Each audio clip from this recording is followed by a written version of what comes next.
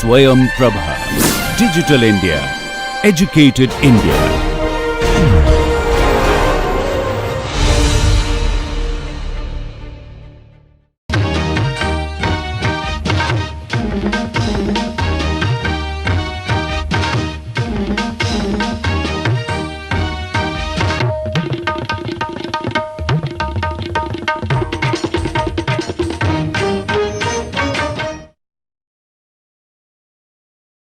So we continue further on the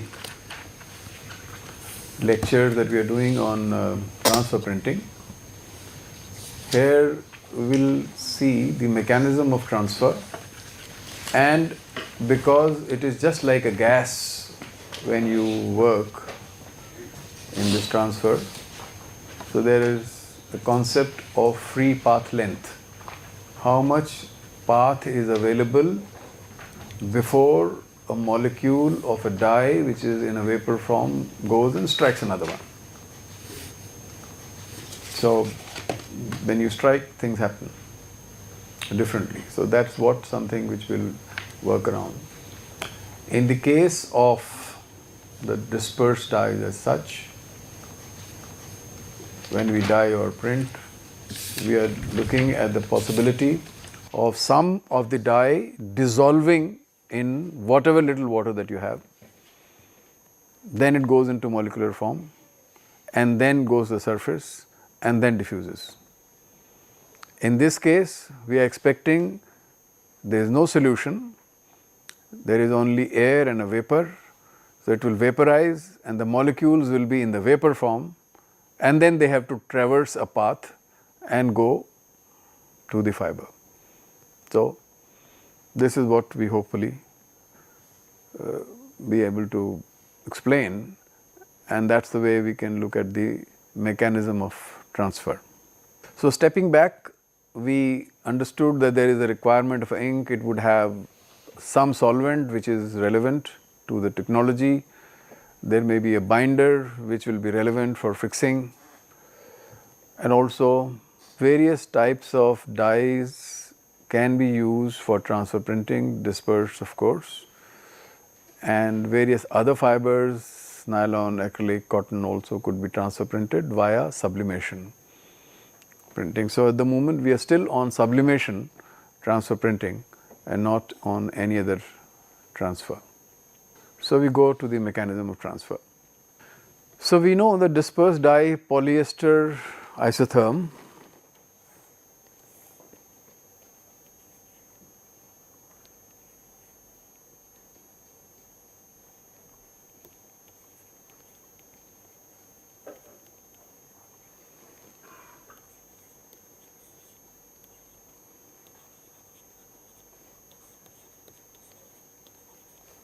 it follows solid solution.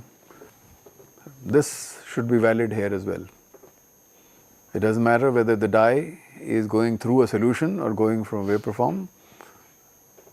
Instead of solution, we will be talking about dye in the surrounding environment.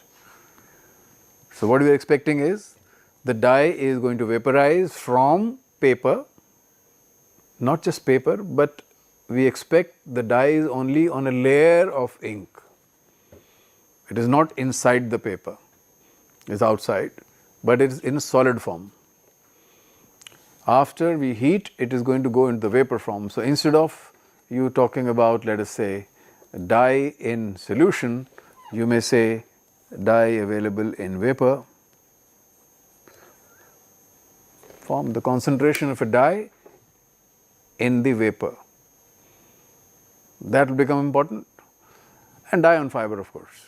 So there will be an equilibrium established, and this would of course change because the concentration of a dye in a vapor can change. And how will it change? It can change because of temperature. So it does not mean that if something is subliming at 190 degrees centigrade, will not sublime at 200, but two temperatures are different. The receptibility of the fabric and fiber also is different, and the vapor pressure at a different temperature is also different. So, the moment you come to gas, now you are looking at vapor pressure. Higher vapor pressure means obviously there is a molecules have higher kinetic energy and they would be going from one end to the other end and trying to strike something. And so, if they strike early, obviously they are on the surface. Once they are on the surface, affinity forces will start working, and because temperature of the fabric also is high, then diffusion will start taking place. So, conditions where the polyester fiber then going to dye vapor, right? The distribution of dye at equilibrium is again governed by the same partition isotherm, in which the coefficient could be defined in the same manner, where the concentration Cf is the concentration on the fiber and Cv is the concentration of the dye in the vapor phase. We are not talking about how much dye was present in the ink on the paper. It is very difficult to find a correlation there. So, we are only interested in the dye which is in the vapor form. So, all what you have to do is ensure that there is enough concentration of the dye in the vapor. Just before we have learned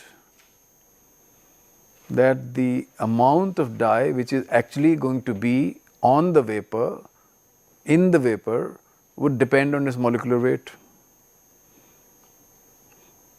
right. It was dependent on solubility of the dye in the case of aqueous system. Here it is dependent on how much is the concentration in the vapor, and this obviously has something to do with the sublimation, transfer, sublimation, which means the molecule, the structure of the molecule, and therefore is a complex process. And this is, as you have seen, a small change in intra and intermolecular hydrogen bonding can produce a large change as far as the concentrations are going to be there. And therefore, you definitely will be much more careful when you select a dye, mix the two dye together or three dyes together, or different colors which you choose from different parts of the design should have similar transfer rates. So, ideal gas, okay, so nothing is ideal in this world, but assuming that it has an ideal behavior, then the concentration of a dye would be related to P, which is the vapor pressure saturation vapor pressure. M is the molecular mass of the dye. So, if the concentration is in moles, it's a different story, and Rn is the gas constant and T is the temperature. If suppose somebody gives you a numerical problem, the only thing you have to understand is that the units must be compatible. Numbers always look compatible, right? But if the units are not, then you will get order differences in the results, right? So, whenever you have to solve any numerical, you should be concerned about what units are we talking about. So, simple relationship, the concentration of the dye in the vapor form will be related to the partial pressure or the saturation vapor pressure, that obviously you know indirectly dependent on the rate at which this can be evaporated, sublimation rate. The molecular mass is a gas, therefore R and T are becoming important. The T, remember, is going to be an absolute temperature and not degrees centigrade, right. Alright, so before we go further, let us look at this. So, let us say this is a molecule of a dye being represented by some size. So, you have a size of a molecule, and this molecule is now in the vapor form and is rushing everywhere. So, the probability that anything which comes in its path, it will contact. So, it is not going to contact only the fiber is much far off, when it starts in the vapor form from the surface of the ink layer, fiber is very, very far off. In between there are a lot of molecules of the dye itself. It can sort of, this is a simplistic view, simplistic in the sense that all the molecules which are in the vapor of the same size, they represent spherical, and so they move as a particle from one to the other or the molecule, and it can strike. And what will strike? If the distance, it can strike if the diameter of this particle, let us say, is d, then it can traverse a kind of a path which is a 2D, let us say a cylinder moving, and then the molecule goes from this side, can strike here, can strike there. If other particle is within the thing, how many particles are there within this range? So the area of this particular thing is, if you consider pi d square, right? D becomes the radius of the larger pipe, shall we say this is a pipe, theoretical pipe. So if it is in the center, the molecule will be here, but it does not have to be always in the center, it can be anywhere. So this molecule is the same or something similar molecule. If the distance of this is more than 2d, then this particle may be here, it may pass through without touching. So it may not strike. If the distance is like this, therefore it is bound to touch, whether it is here, it is there. So this is the thing that they say, let us theoretically say what will happen if this is the pipe where this is moving. So within the 2D range, definitely anything that comes, it will strike. We are assuming that all the particles, because of our Newton's law, will move in straight line till they strike something else. When they strike, they can change. So they have a velocity and a direction, obviously. They are moving in particular direction, and this direction need not be in one direction. They can go in anywhere because they are free. The movement of particle or a molecule is out of the particle, vaporized, then is free. The kinetic energy does not say you go only in x direction, y direction, unless and until you create such situations. You create a vacuum on one side, then they would obviously get tendency to go in one direction, but forget about that. So it is going to move. When it moves from one end to the other end, it will keep on coming in contact with particles, and once the interaction is there. So what people would like to know is how much is the free path likely to be there where it just moves without hindrance. It is not possible theoretically, but if suppose the path length is just that starts from the ink and reaches the fiber surface and no one has come in between. It is not happening because molecule is too small. You understand Avogadro's number? So think about those numbers. Very small molecules, so many of them all over the place, and therefore you are talking about concentration build up. So as we said, the area assumed virtual pipe in which there may be so many molecules, and they would go from one end to another end, let us say, of the pipe. In between they would probably connect with many other molecules also. So the time taken, all right. So mean free path could be expressed as the distance traversed divided by the number of such collisions. That would also mean that there have to be how many molecules per unit volume, something like that is available. So the volume of this virtual cylinder can be pi d square. V bar is an average velocity which is travelling.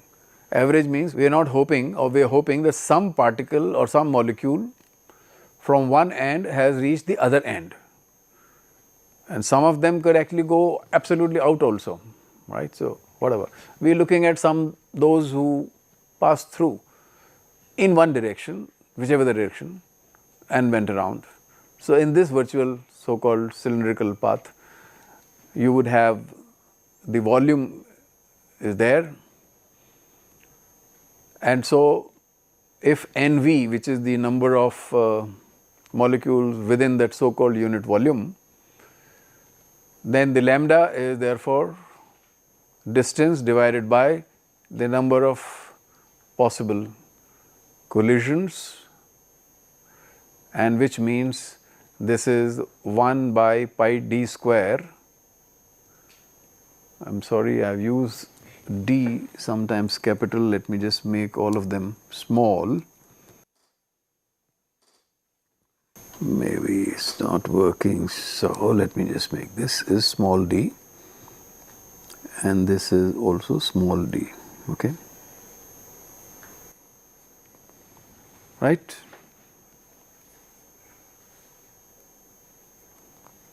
So pi d square, average velocity v bar and number of molecules are the ones which are going to decide that the lambda will be, therefore, if we write it again, is 1 over pi d square and n v. Is that okay? So, it is dependent on the size of the molecule and dependent on the number of molecules. The problem is that the average molecular velocity is being used in this expression, but it is not that the molecules which is going to strike are stationary, they are also moving. None of the molecules is just stationary, it has a velocity in whichever direction is going, it can still strike, and therefore the collision will depend on the average relative velocity of randomly moving molecules, and not just an average velocity, but average relative velocity. So, you have to find a relative velocity. So, how do you find the average relative velocity, and what do you mean by that? That one is moving with a v1 velocity, the direction also is seen, it is one single particle, so it is the direction of the, it is a vector quantity, so you are showing as a vector v1, other is moving with the vector velocity v2, but when they vary around one way or the other, let us say one is moving in this, the relative velocity therefore would be v1 minus v2, alright, and so, and there will be so many relative velocities also. You strike and go somewhere else and all those kind of things.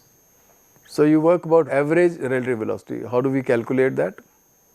So, a relative velocity is like a dot product of the differences of one and the other, square of that, then multiply and then take the square root.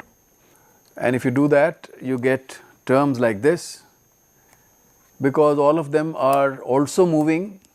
So, all these terms will also can be averaged out. So, this shows that the average velocity will be v velocity, which is a vector v2 vector, then minus 2 v1 vector, v2 vector and v2 and v2 vectors, and then square root of that. Now, that becomes mean average. Now, what we get is the average velocity will not have this term which will be equal to 0, because they are moving randomly and their products on an average everywhere, if you look at it, they will become 0.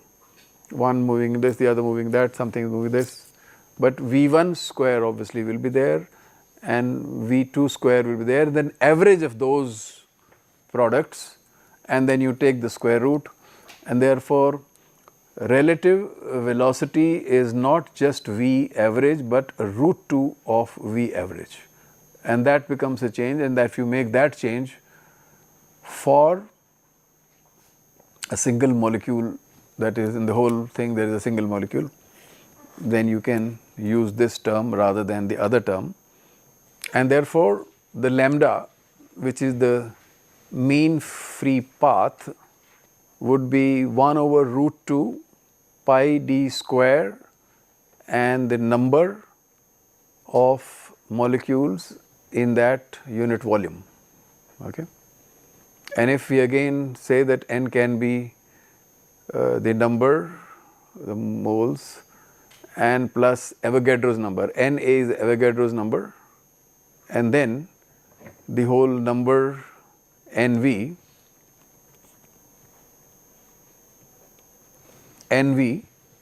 can be expressed as capital Na, which is the Avogadro's number, the pressure, which is the saturated vapor pressure, R and T.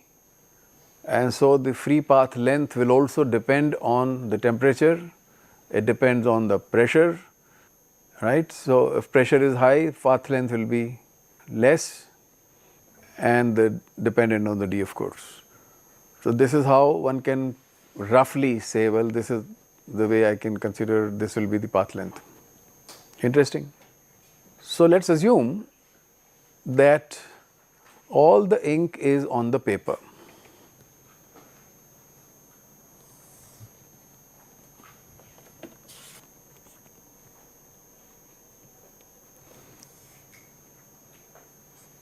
So paper also has some thickness. Then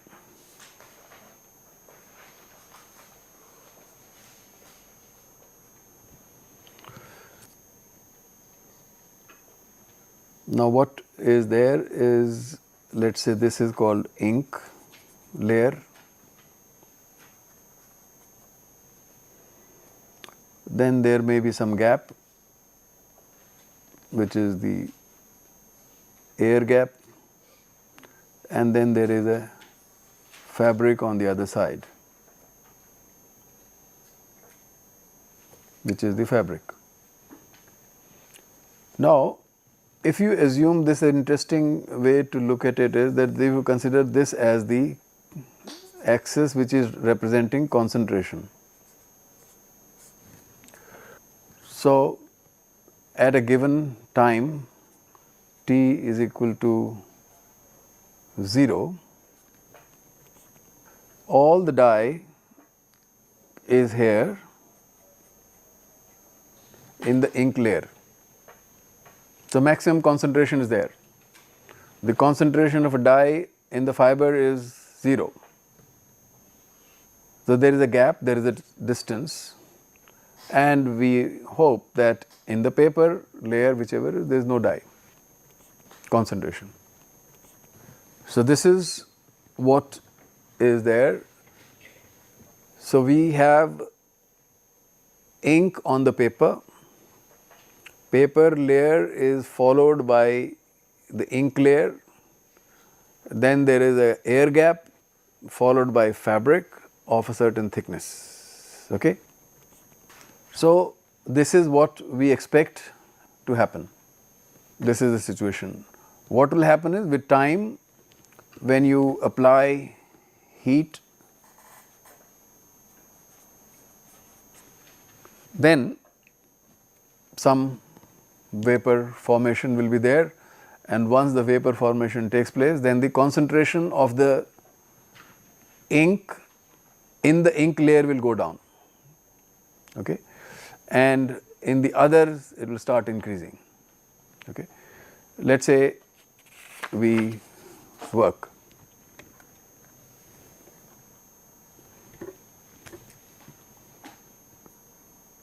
Same situation, paper thickness remains same, the thickness remains same, but the concentration of ink, let us say, goes down at, say, time t is equal to some time t1. It will go down, concentration will go down. So, this is, remember, we are talking about concentration on this side. So, where will the dye go?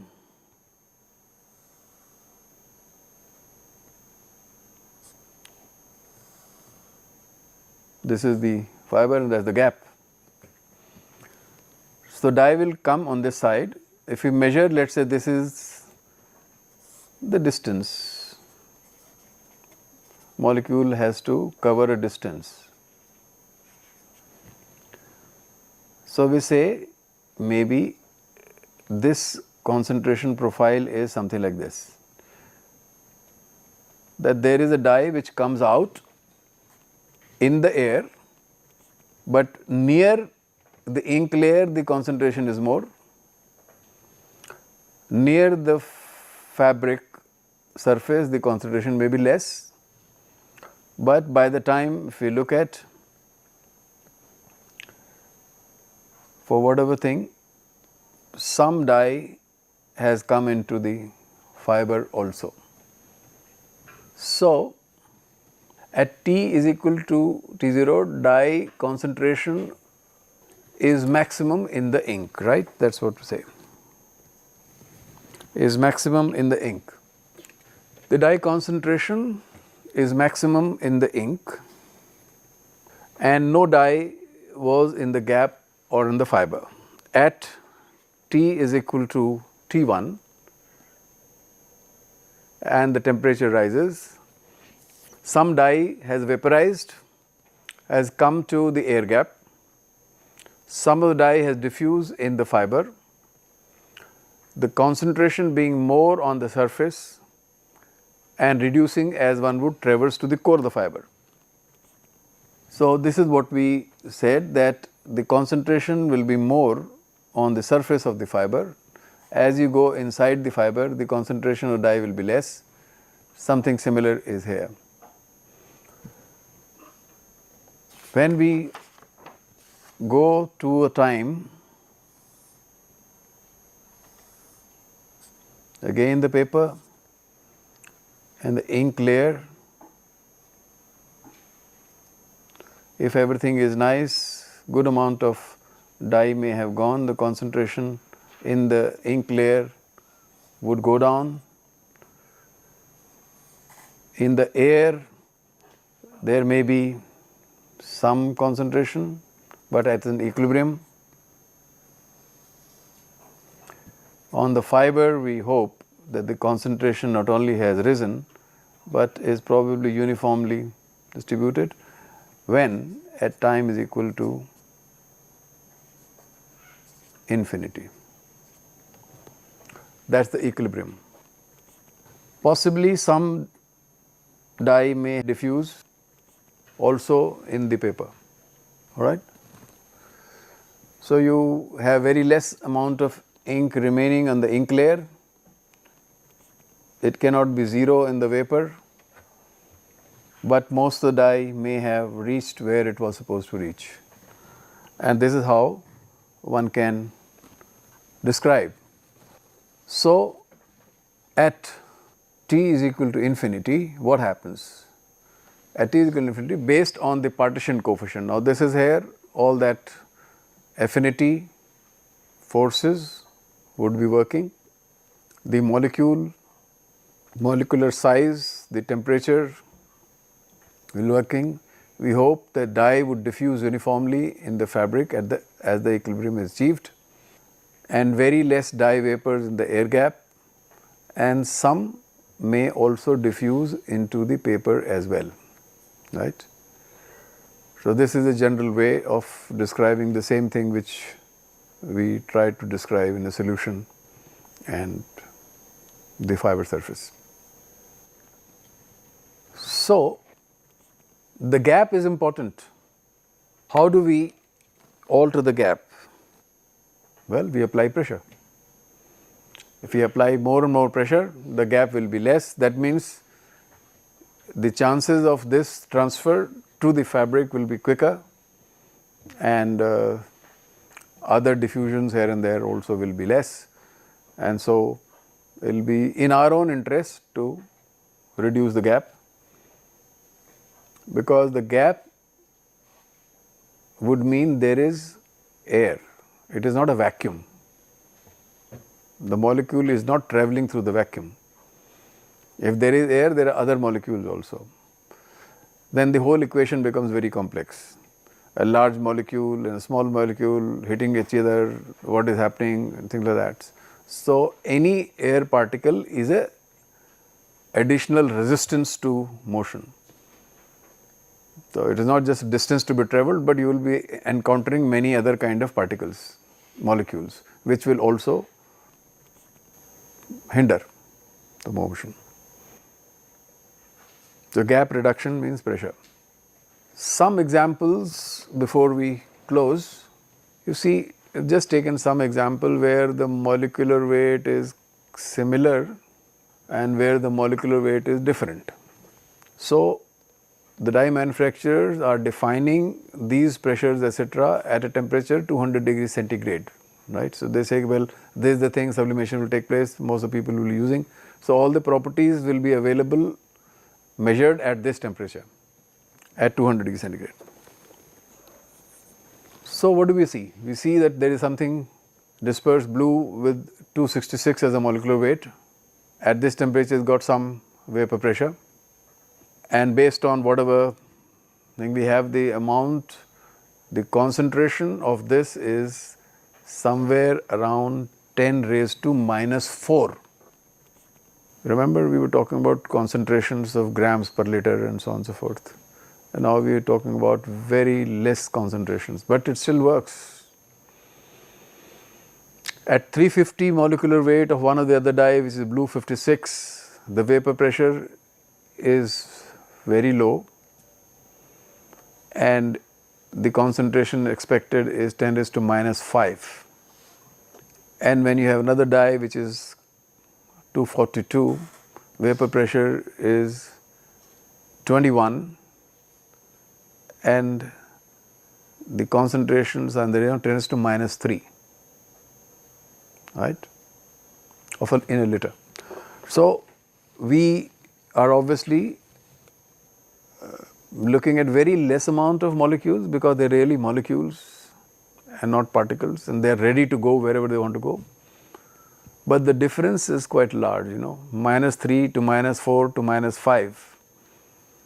And this is where one should appreciate that unless and until you choose your dyes correctly, then you will be getting whatever you see on a paper, what you see on fabric will be very different.